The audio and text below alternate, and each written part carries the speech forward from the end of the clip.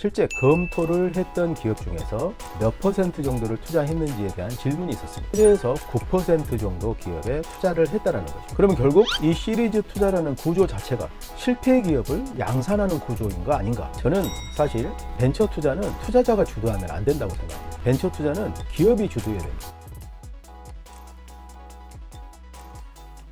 안녕하세요. 유니콘 빌더 장 대표입니다.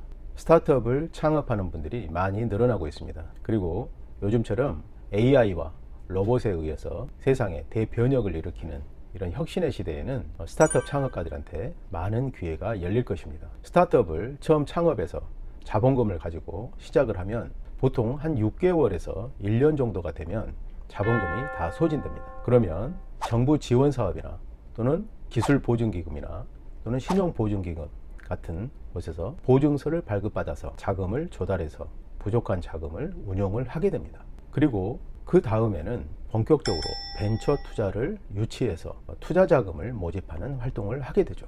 자, 이런 과정으로 많은 스타트업들이 투자 유치를 하게 되는데요. 저희 회사도 1년에 4번 배치 방식으로 기업을 발굴하는 프로그램을 운영하고 있습니다. 저희는 그 프로그램을 로드 투 유니콘 배치라고 하는데요. 저희는 일반 엑셀러레이터와 다르게 기업을 발굴해서 이례적으로 투자하고 그리고 투자를 받게 지원하고 끝내는 게 아니고 저희는 창업부터 1조 기업까지 기업이 성장할 수 있는 로드맵을 만들어 놓고 지속적이고 장기적인 관계를 구축하여 기업을 육성하고 있습니다. 그래서 그 프로그램을 로드 투 유니콘이라고 하는데요.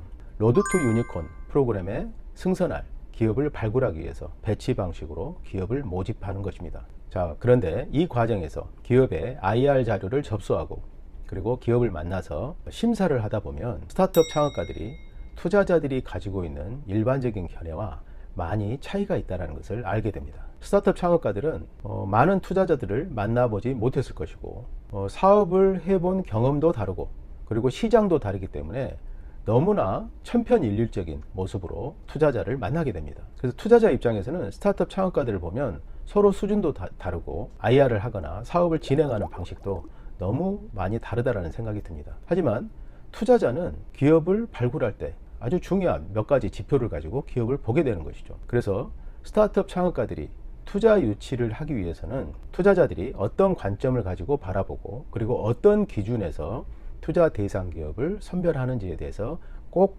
알아야 할 것입니다. 자, 그런데 오늘은 그런 어떤 투자 기준보다는 일반적인 벤처 투자 시장의 통계를 통해서 스타트업이 투자 유치에 돌입했을 때 어떤 문제가 발생할 수 있고 그리고 그 문제를 어떻게 해결할 수 있는지에 대해서 오늘은 생각해보는 시간을 갖도록 하겠습니다.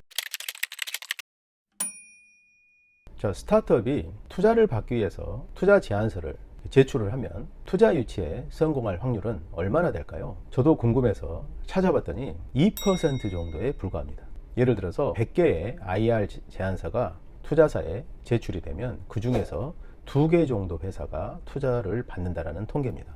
또 실제로 작년에 벤처 캐피탈에서 조사를 했었어요. 사업 계획서가 접수돼서 실제 검토를 했던 기업 중에서 몇 퍼센트 정도를 투자했는지에 대한 질문이 있었습니다. 그랬더니 벤처캐피탈 평균이 7에서 9% 정도 기업에 투자를 했다는 것입니다. 자, 이것은 무슨 말이냐면 접수된 사업 계획서가 아니고 접수가 돼서 실질적으로 투자기관에서 검토했던 사업 계획서 중에서 그 중에 7에서 9% 정도가 투자를 받았다는 거예요. 자, 이렇게 보면 90%는 투자를 못 받고 많아야 10% 정도가 투자를 받는 건데 확률도 그에 많이 못 미치죠. 자, 이렇게 투자 유치 확률은 낮습니다. 그런데 왜 이렇게 투자 유치에서 성공할 확률이 낮은 것일까요?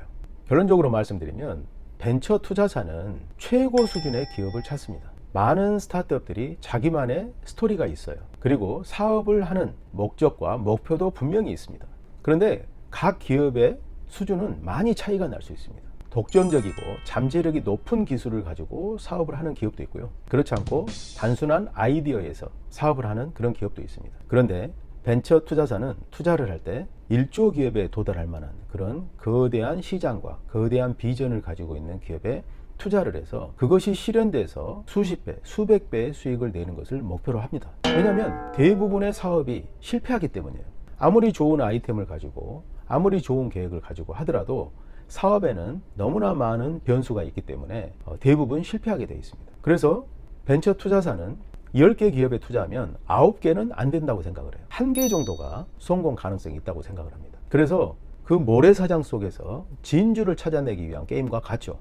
그래서 기업을 심사할 때 정말 치열하게 들여다보고 심사숙고하고 투자를 결정하게 되는 것입니다. 자, 그런데 일반 기업들은 투자 유치를 할 때 그런 관점이 아니잖아요. 돈이 필요하니까, 사업을 일으키려면 자금이 필요하기 때문에 투자를 받으려고 할 것입니다. 투자사에 큰 수익을 가져다 주기 위해서 투자를 받는 게 아니고 우리 회사에 앞으로 필요할 자금을 조달을 해서 사업을 일으키기 위해서 투자 유치에 참여하는 거예요. 그래서 투자사가 그렇게 까다로운 기준을 갖고 있다는 것을 사실 알기도 어렵습니다. 자, 투자 유치에서 성공하려면 벤처 투자자의 관점과 기준을 반드시 이해를 해야 됩니다. 그리고 스타트업이 그 관점과 기준에 맞춰서 IR을 하고 그리고 그런 실행을 해야 해요. 그래야 그 투자도 성공을 하고 그 기업도 성공을 하게 되는 겁니다. 기업에서 투자 유치를 하는 최초의 의도는 자금이 필요하기 때문이죠. 그런데 그것은 시작에 불과합니다. 투자 유치에서 최종적으로 성공하려면 투자자가 가지고 있는 관점과 기준을 이해하고 우리 회사가 거기에 맞출 수 있어야 됩니다. 그랬을 때 투자 유치에서 성공할 수 있게 됩니다. 그런데 그 성공 확률이 2%에서 7%, 9% 정도에 불과하다는 것입니다. 자, 이렇게 어렵게 해서 벤처 캐피탈로부터 투자를 받았어요. 그러면 정말 기분이 좋겠죠. 투자자를 설득해서 우리 사업의 모델과 기술을 인정받아서 수십억의 투자를 받았어요. 마치 성공한 것처럼 정말 기분이 좋을 것입니다. 그리고 혹자는 투자 유치에서 성공했다고 그래요. 그리고 어떤 언론 보도를 보면 수익을 마치 그 투자 받은 만큼 냈다고 또 보도가 되기도 합니다. 그런데 투자를 받고 난 이후에도 또 다른 문제가 발생합니다. 자, 이 자료를 한번 보시죠.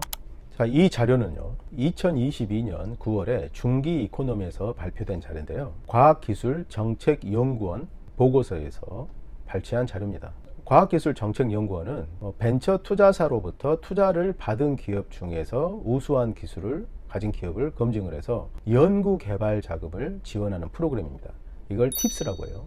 팁스 프로그램이 대단히 우리나라에서 성공을 했습니다. 그래서 팁스에서 선정된 기업들이 벤처 캐피탈의 투자 유치에 많이 성공을 했었죠. 그래서 팁스 성공한 기업들의 성장 퍼널을 분석을 한 겁니다. 그 자료를 보고 좀 말씀을 드릴게요. 자, 이 자료를 보시면 팁스에 선정된 스타트업 1051개사 중에서 이걸 100%로 넣은 거예요. 1051개사를 추적해 봤어요. 그랬더니 그 중에서 시리즈 A 투자 유치에 성공한 기업이 408개사, 39%로 나와 있습니다. 100개 중에서 39%가 시리즈 A를 받았어요. 그리고 팁스에 선정된 스타트업 중에서 13%인 132개사만이 시리즈 B를 받았어요. 그리고 3%인 28개사가 시리즈 C를 받고요. 그리고 마지막으로 2%인 19개사만이 엑시트할 수 있었다. 이런 통계가 나와 있습니다. 자, 이 자료를 보면 어떤 분들은 그냥 별다른 생각이 없을 것이고 조금 깊게 생각하시는 분들은 여기서 아주 중요한 인사이트를 얻을 수 있게 됩니다. 저게 바로 시리즈 투자거든요. 자, 시리즈 투자는 뭐냐면 벤처 캐피탈이 투자를 할 때 보통 시리즈 A 단계에서 투자하죠. A 단계에서는 소액을 투자합니다. 그리고 소액을 투자해보고 투자한 기업들 중에서 사업 성과가 좋은 기업이 있으면 그 기업에 시리즈 B 투자에 참여해요. 기업을 검증하는 거죠. 시리즈 A 투자를 해놓고 어떤 기업이 잘하고 있는지를 보고 우수한 성과를 내고 그리고 창업자가 잘하고 있는 그런 기업들을 찾아서 B 투자를 하고요. 그리고 B를 투자한 기업 중에서 또 정말 잘하는 기업에 시리즈 C 투자를 하면서 대규모 자금을 투자합니다. 자, 이게 시리즈 방식이에요. 자, 이 시리즈는 벤처 캐피탈 입장에서는 대단히 유용한 전략입니다. 리스크가 높은 단계에서는 소액을 투자해서 투자한 기업들 중에서 잘하는 기업을 찾아내는 방식이고, 그리고 리스크가 줄어드는 시점에서는 많은 금액을 투자해서 지분율을 높이는 이런 전략을 구사를 하는 거죠. 그래서 벤처 캐피탈 입장에서는 유망 기업을 발굴할 수 있는 투자 전략 중에서 상당히 검증된 투자 방법이라고 생각할 수 있습니다. 자, 그런데 기업 입장에서 한번 생각을 해볼까요? 스타트업 입장에서요. 자, 시리즈 A를 받았어요. 만약에 시리즈 A로 한 20억 정도 투자를 받았습니다. 자, 그러면 시리즈 A를 받고 나서 뭘 할까요? 시리즈 A를 받고 나면 이 자금으로 성장하는 지표를 만들어 내시면 시리즈 B 투자도 참여하겠습니다. 그러니까 성장만 하세요. 이렇게 말을 할 겁니다. 그러면 시리즈 투자를 받고 나서 그 자금으로 열심히 사업을 해야 되겠죠. 그럼 열심히 사업을 할 때 어떤 걸 할까요? 먼저 매출을 상승시키기 위해서 마케팅비를 많이 지출할 겁니다. 그리고 직원을 뽑겠죠. 뭐 마케팅 인력을 뽑든 아니면 연구개발 인력을 뽑든 직원을 더 많이 뽑을 겁니다. 자, 그렇게 해서 최선을 다해서 성장 지표를 만들어 갑니다. 그런데 우리가 성장 지표를 만들었다고 해서 시리즈 B 투자가 보장되지는 않습니다. 투자사 입장에서는 투자를 하는 시점에서 여러 가지 정책적인 변수가 생길 수도 있고요. 그리고 그 시점에서 트렌드가 많이 바뀔 수도 있어요. 그래서 처음에 시리즈 A 투자할 때는 성장하면 투자를 할 계획이었으나 여러 가지 변수에 의해서 그 계획이 진행되지 않을 수도 있습니다. 근데 스타트업 입장에서는 열심히 해서 지표를 만들었어요. 그런데 시리즈 B 투자 유치에서 실패를 하게 됐어요. 열심히 노력을 했으나 결국 못 받았습니다. 자, 그러면 어떻게 될까요? 자, 여기서부터 문제가 발생합니다. 투자를 받아서 회사에 외형을 많이 불려놨잖아요. 마케팅비도 지출하고 직원도 많이 채용을 하고. 그런데 그 다음에 자금 조달이 안 되는 거죠. 그러면 어떻게 해야 됩니까? 마케팅비를 줄이겠죠. 직원도 줄입니다. 그렇게 되면 또 어떻게 되죠? 회사의 성장 지표가 떨어지겠죠. 그러면 결국 시리즈 B 투자를 받지 못하게 됩니다. 자, 이 과정이 정말 어려운 과정으로 들어가는 단계예요. 시리즈 A에서 B 유치에 실패하게 되면 어떤 회사들은 망하기도 합니다. 그리고 직원들 회사 분위기도 안 좋아지고 투자 유치도 안 되고, 그래 회사를 구조조정하고 거기서 살아남는 기업도 있고요. 거기서 망하는 기업도 있습니다. 자, 시리즈 투자 유치는 벤처 투자사한테는 대단히 유용한 전략이지만 시리즈 투자에서 연속적인 투자 유치에서 실패한 기업한테는 치명적인 결과가 나올 수도 있다는 것입니다. 그런데 중요한 것은 이 통계 자료가 보여주고 있잖아요. 팁스 운영사 중에서 시리즈 A를 받은 기업이 39%였는데 시리즈 B는 시리즈 A의 30% 정도인 13%만 투자 유치에 성공했습니다. 그리고 시리즈 C는 또 시리즈 B 받은 기업의 30%인 3%만 투자 유치에 성공했습니다. 결국 한 단계가 진행될 때마다 30%만 투자를 받고 70%가 투자를 못 받게 되는 일이 벌어진다는 거예요. 그래서 저는 이런 생각을 하게 됩니다. 이 시리즈 투자는 전략적으로는 좋지만 어떻게 보면 시리즈 투자를 결국 못 받는 기업이 나타날 수밖에 없고 결국 그 기업들은 사업 실패의 과정으로 돌아가게 되겠구나. 그러면 결국 이 시리즈 투자라는 구조 자체가 실패 기업을 양산하는 구조인 거 아닌가 하는 생각까지도 해보게 됩니다. 자, 제가 오늘은 이 시리즈 투자의 함정에 대해서 말씀을 드린 건데요. 일반 스타트업은 대부분 이런 걸 모르겠죠. 그냥 어떻게든 투자 유치에서 성공하려고 노력을 하겠죠. 그렇게 해서 시리즈 A를 받으면 우리 드디어 시리즈 A 받았다, 좋아하겠죠. 그런데 시리즈 B를 못 받았어요. 그러면 그때부터 재앙이 오는 거고요. 시리즈 B를 받았어요. 더 많은 자금이 들어왔습니다. 몇백억이 들어와요. 더 잘할 수 있는 것 같아요. 그런데 리스크는 더 커집니다. 인원수도 엄청나게 늘었고 지출 비용이 엄청나게 늘어가요. 만약에 2단계에서 시리즈 C 투자 유치를 못하게 되면 회사는 무너지게 되겠죠. 자, 그래서 이 통계를 알고 있으면 이 시리즈 투자에서 어떤 일들이 벌어진다는 것을 미리 알고 투자 유치에 참여하게 될 것입니다. 자, 정리를 해보면 시리즈 투자는 벤처 캐피탈한테는 검증된 기업의 지분율을 높이는 아주 유용한 전략이다, 이렇게 말씀드릴 수 있고요. 스타트업에게는 시리즈 투자는 시리즈 C까지 투자받는데 3% 정도에 불과한 정말 바늘구멍을 통과하는 확률 게임과 같다, 이렇게 정리를 할 수 있을 것 같습니다. 자, 그러면 우리는 한번 생각을 해봐야 됩니다. 지금 시장에는 비상장 벤처 스타트업이 투자 유치를 할 수 있는 정말 유일한 수단이 벤처 캐피탈입니다. 벤처 캐피탈은 정부에서 벤처 시장에 투자할 예산을 일부 운용하는 역할을 하는 거죠. 그렇게 해서 정부의 정책과 맞는 기업들의 투자 자금을 뿌리는 일을 하는 겁니다. 그래서 자금을 운용하는 입장에서는 어쩔 수가 없습니다. 시장 전체를 놓고 리스크를 해지하면서 수익을 낼 수 있는 전략을 구사할 수밖에 없는 거죠. 자, 그런데 중요한 것은 우리 스타트업은 어떻게 할 것이냐는 거예요. 자, 제가 제안드리는 몇 가지 방법을 소개해 드리겠습니다. 자, 첫째는 VC에서 투자 유치에서 성공하면 이것은 정말 좋은 성장의 기회가 됩니다. 그것은 정말 맞는 말이에요. 그런데 투자 유치에서 성공하고 나면 시리즈 B, 시리즈 C까지 계속 투자 유치를 해야 되겠다라는 생각을 접어야 됩니다. 그 생각은 대단히 위험한 생각일 수 있어요. 시리즈 A에서 투자 유치를 하면 이 자금을 정말 잘 써서 그 다음에 회사가 자체적으로 수익을 낼 수 있는 기반을 마련해야 되겠다, 이런 생각을 해야 됩니다. 그 누구한테도 외부에 의존하지 않고 회사 자체적으로 수익을 만들어서 성장할 수 있는 이 토대를 구축해야 되겠다고 생각을 해야 돼요. 근데 투자 기관들은 이렇게 말할 거예요. 시리즈 A를 받고 나면 절대 이익을 내지 마세요. 저희가 돈은 필요하시면 나중에 더 투자를 해드리겠습니다. 성장만 하세요. 또 이렇게 말할 겁니다. 그건 투자 기관의 입장이고요. 우리 스타트업의 입장은 투자금을 받으면 성장도 좋지만 외부에 의존되지 않고 사업을 할 수 있도록 회사에서 자체적인 수익 모델을 만드셔야 됩니다. 자, 그래서 사업을 할 때 우리 회사의 기업 가치를 높일 수 있는 밸류업 지표와 그리고 회사의 운영 자금을 조달할 수 있는 캐시카우 지표를 만들어서 두 가지를 다 관리를 해야 됩니다. 사실 2020년대 중반 이때는 벤처 자금이 시장에 넘쳤잖아요. 그럴 때가 일반적인 상황이 아닙니다. 아주 특수한 상황이에요. 그런 상황에서는 시리즈 A, B, C 계속 받고 성장할 수 있죠. 근데 그런 기간이 그렇게 많지 않습니다. 벤처 붐이 불 때 일부 그랬어요. 대부분의 세월은 투자 자금을 선별된 기업들한테 집행하는 그런 시기였습니다. 그래서 투자를 유치하게 되면 자체적으로 반드시 꼭 수익 모델을 만들겠다는 생각으로 해 나가시면 좋을 것 같고요. 자, 두 번째, 회사의 사업 구조가 VC 투자 유치를 하지 않으면 사업을 일으키기 어려운 그런 사업들이 있습니다. 특히 바이오 같은 경우 그렇죠. 바이오는 끊임없이 R&D를 해서 임상 단계를 진전시키면서 투자 유치를 해야 됩니다. 바이오 기업이 정말 R&D를 통해서 최고의 기술을 만들어내는데 처음부터 수익을 내기는 어렵겠죠. 자, 이런 투자 유치를 불가피하게 계속해야 되는 기업은 투자 기관들하고의 관계 구축을 잘 해야 됩니다. 왜냐하면 후속 투자가 안 들어오면 사업이 어려워질 수 있기 때문이죠. 그래서 철저한 계획을 세우고 투자 기관들하고 관계를 형성하고 그리고 사업이 어떻게 잘 진척되고 있는지 그리고 이 사업 진척을 통해서 회사의 가치가 얼마나 높아질 수 있는지를 끊임없이 잘 소통하고 정보를 제공함으로써 투자 기관들이 지속적으로 관심을 갖게끔 만들어야 될 것입니다. 세 번째는 일반인들이 잘 모르고 있는 부분인데요. 증권형 크라우드 펀딩을 활용하는 것입니다. 증권형 크라우드 펀딩은 일반 대중이 투자에 참여할 수 있는 공모 플랫폼이죠.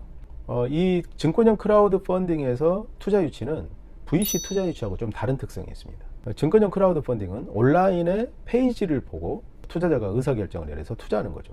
VC들은 본인들의 관점과 기준에 맞는 기업을 발굴해서 투자하지만 증권형 크라우드 펀딩 투자자들은 증권형 크라우드 펀딩 플랫폼을 통해서 거기에 올라와 있는 기업들을 보고 투자합니다. 자, 그래서 우리 회사가 증권형 크라우드 펀딩 플랫폼에서 투자 유치를 한다면 장기적인 계획을 갖고 해야 돼요. 그냥 일회성으로 한번 투자 받고 끝내려고 하지 마시고 투자를 한번 받고 나서 회사가 사업적으로 성공하고 있는 지표들을 계속 플랫폼에 제공을 하면서 투자자들이 우리 회사에 관심을 갖게 만들 수가 있습니다. 그래서 그 다음 펀딩 때는 더 높은 지표를 만들어내고 그리고 회사의 IPO 계획 같은 것을 지속적으로 알리게 되면 투자자들이 기대감을 갖겠죠. 그리고 처음에는 적은 수의 투자자가 참여했다면 그 다음에 많은 정보를 제공할수록 더 많은 투자자가 투자에 참여하게 됩니다. 저는 이것을 펀드레이징 리더십이라고 부릅니다. 기업이 사업의 비전과 전략과 계획과 그리고 실행 결과, 성과를 보여주면서 투자자가 투자를 하지 않고는 못 빼기게끔 만드는 그런 전략입니다. 기업이 주도하는 것이죠. 저는 사실 벤처 투자는 투자자가 주도하면 안 된다고 생각합니다. 기업이 망가져요. 벤처 투자는 기업이 주도해야 됩니다. 기업의 창업가가 비전을 설정하고 그 비전을 투자자한테 설파하고 그리고 투자자가 그 비전에 공감해서 그 기업에 투자할 수 있어야 돼요. 그리고 투자자는 그 기업이 더 성장할 수 있도록 지원하고 응원하고 또 그 다음 더 많은 자금을 투자하는 이런 관계가 되어야 된다고 생각을 합니다. 그런데 정말 그런 펀드레이징 리더십을 가진 기업은 정말 극소수인 것 같아요. 많은 기업들이 투자자를 쫓아다니는 것 같아요. 근데 투자자는 쫓아다니는 기업에는 투자를 하지 않을 거예요. 자신감이 있고 당당하고 높은 비전을 가진 그런 기업에 투자자는 투자하고 싶지, 투자를 받기 위해서 잘 보이려고 하고 그리고 위축되어 있는 그런 기업에는 투자하고 싶지 않을 겁니다. 반대거든요. 그래서 이런 펀드레이징 리더십을 가지고 투자자를 만나고 그리고 사업 성과가 사실은 지표가 됩니다. 투자자가 따를 수밖에 없는 지표는 바로 사업의 성과예요. 사업 성과로 투자자를 이끌고 나가시기 바랍니다. 자, 오늘은 시리즈 투자의 맹점에 대해서 소개를 드렸습니다. 아마 대부분 잘 모르셨을 텐데요. 그래서 시리즈 투자를 유치를 했지만 오히려 그게 사업을 실패하게 만드는 그런 함정이 될 수도 있다는 것을 인지하시고요. 펀드레이징 리더십을 가지고 사업을 주도적으로 펼쳐나가시면서 그 성과를 가지고 투자자를 리드하시기 바랍니다. 자, 오늘은 이것으로 마치겠습니다. 감사합니다.